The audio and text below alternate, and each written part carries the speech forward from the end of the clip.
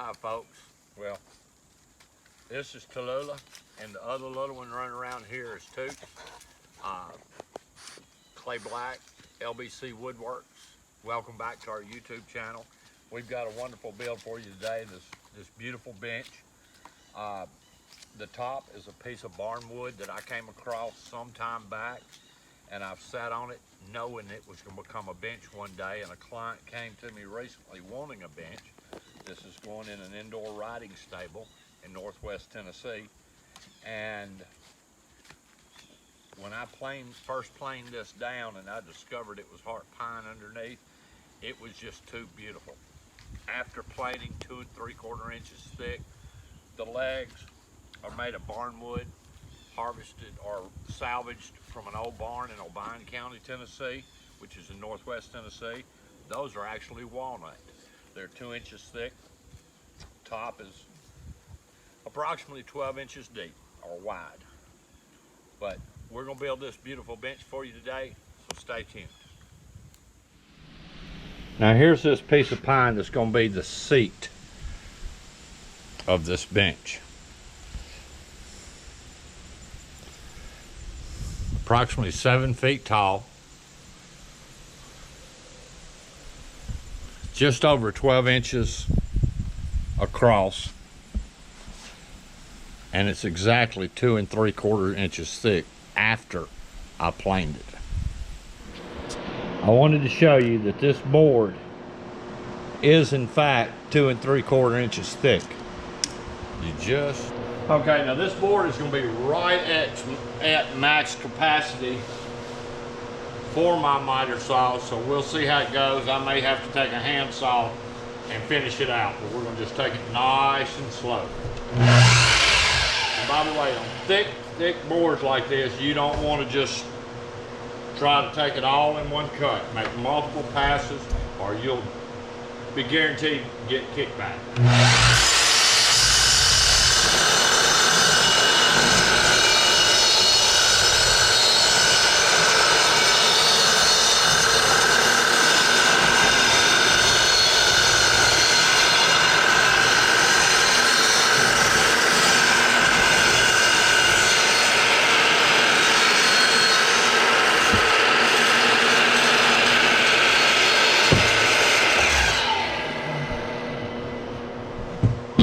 Out of this, we want our bench to be 16 3/4 tall when finished. The pine is 2 3/4, so we're going to cut these at 14. I've used my Kreg stop here to set to cut this board at 14. I'll cut it and then I will slide it down and cut the second one.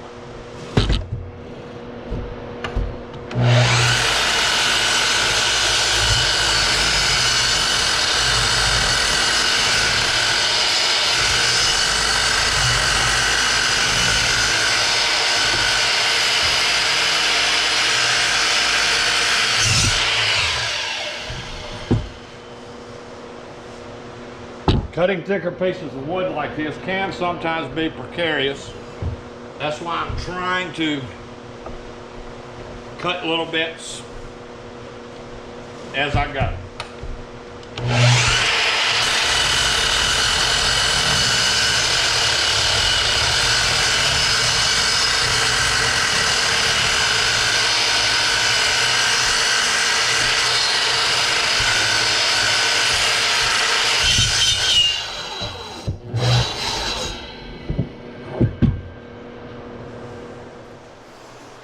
Okay, I want the inside of the board to be 4 inches in, so I'm going to scribe a line that will be sanded away afterwards.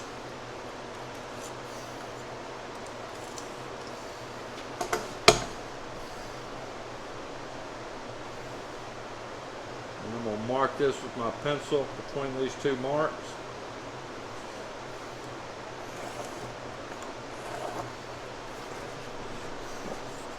Now I'll come in and mark for my holes. Do this on both ends, and I'm going to drill a recess hole with a Forstner's bit.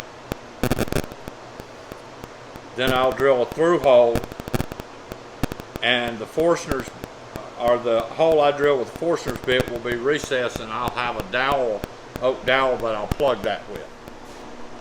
Okay, now I've got to drill my through holes, and what I'm going to use here is what I call ledger screws or ledger bolts, and they're 5/16, 5 1/8 long. Remember, the board is 2 3/4 thick, and I only drilled the recess hole about a 1/2 inch approximately deep.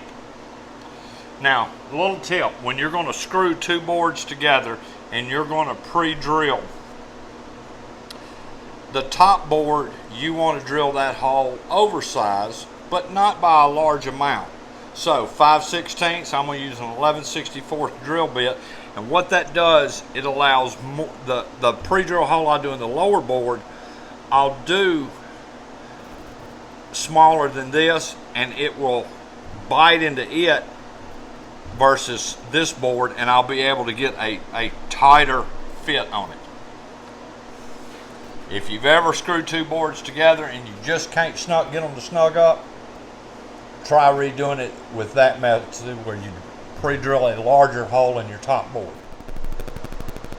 Okay, what I've done here is I cut this board 4 inches wide, and that's how far inset I want the boards to be. Now, use what you got. I'm using the fence on my table saw to rest the back end against that, and I'm going to now go around to the opposite side and drill and mark 2 pilot holes into this, and then I'll pull them off and drill it, and I'll do that on both sides. Okay, I've applied glue to the top edge of this board. I'm going to put it in place. I'm not worried about the squeeze out. I'll wipe it off afterwards because I'm not going to be staining this board. It's getting a clear coat. And I'm going to use my impact driver.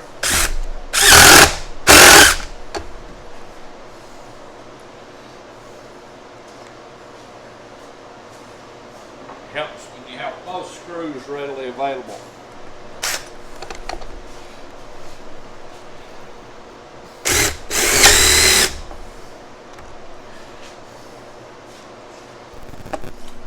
Okay, I'm going to install the dowel that I cut.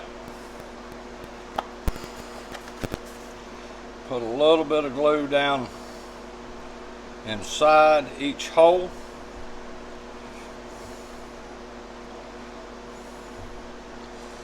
I'm going to smear just a very small amount around the edge.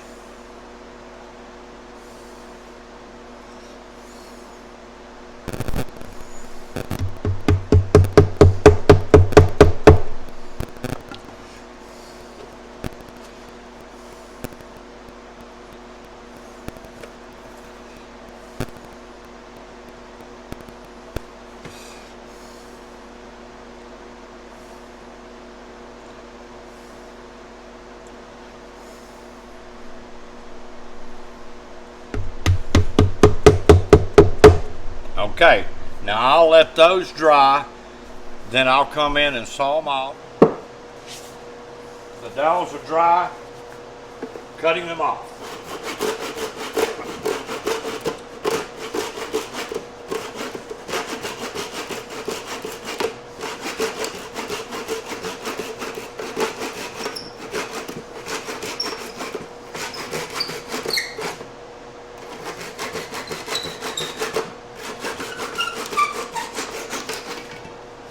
Okay, got those cut the other end, top will be ready for sanding. And I want to hit this back edge too. We've got it all set up here, ready to go. Do a little tack rag action on it, get rid of that excess sawdust. Sawdust is a finisher's worst friend.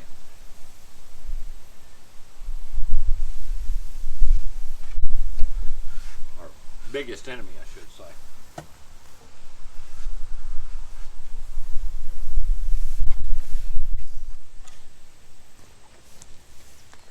Okay, we're using the Halcyon Clear from Titebond. Just squeeze the bag around a little bit. I've already been doing this. I'm using my handy dandy Wagner sprayer with a separate pump.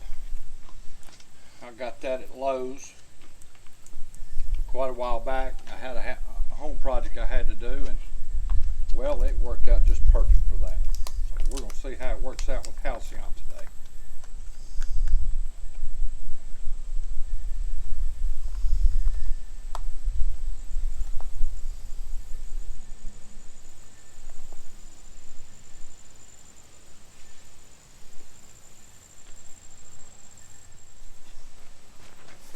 Okay, we've got the finish in the bottle. We're all plugged up. Let's turn the pump on.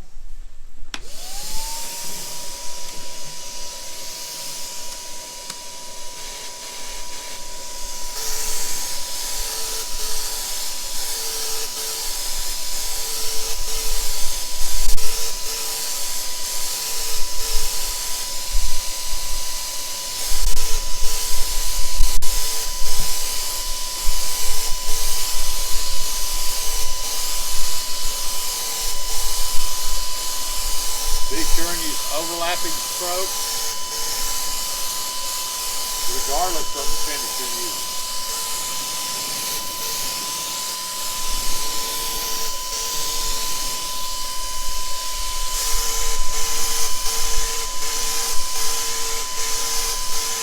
A little bit extra on that ink drain because it likes to soak it up. We left the front and back edge along with the leg. The paint is still showing. The client wanted a rustic look. This is going in an indoor personal lighting stable in her changing room. And it's going to be a place to sit down and put your boots on or take your boots off.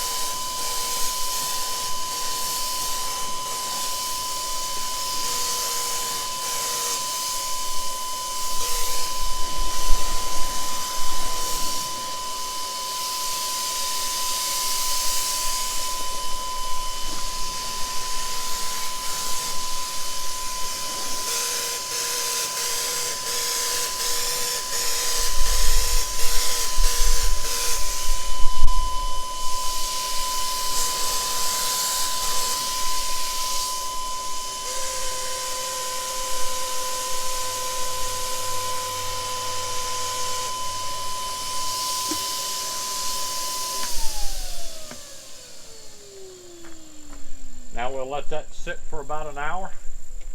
We may get another coat on today. We may mow grass. We'll wait and see.